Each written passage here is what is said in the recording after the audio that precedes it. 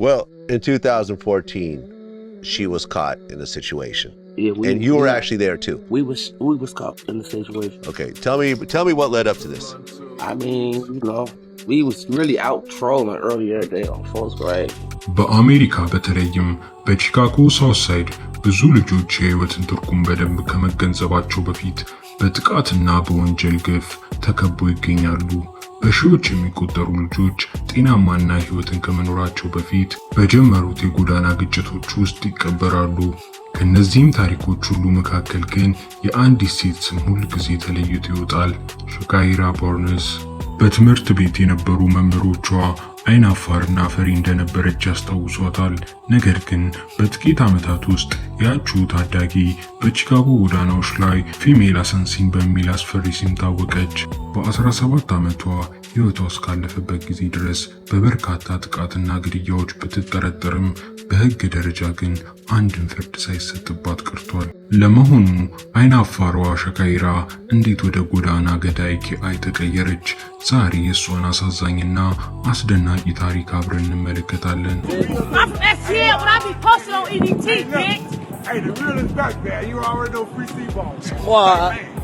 ሸካይራ በ2010 በደቡብ ቺካጎ በሚገኘው ሳይንስ አካዳሚ ትምህርቷን ጀመረች።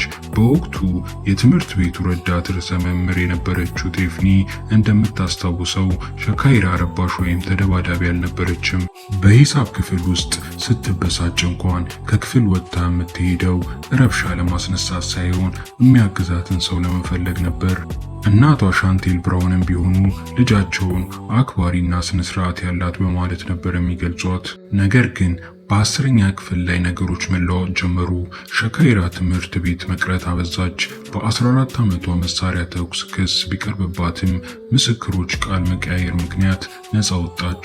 ሆኖም ግን ይህ አጋጣሚ ከትምህርት ቤት የበለጠ ርቆ ወደ ጎዳናው ህይወት መራት። እናቷን በኋላ ላይ ስትናገር እሷ በቤቴ ውስጥ ስትሆን እኔ ቆጣጠራት ነበር፣ በጎዳና ላይ ስትሆን ግን ሌላ ሰው መጥቶን ይመስለኛል ብላለች። እውነትም በቤቷ ሸካይራ የነበረችው ልጅ በጎዳና አዲስ ስም አወጣች፣ ኬአይ። Cray, my young nigga. K.I. my young killer. A lot of niggas be rapping, but we the ones told guns. የኬአይ ማንነት የተገነባው በበቀልና በሐዘን ላይ ነበር። ገና በ1 ዓመቷ አባቷ በፋሲካ እሁድ ተገደለ።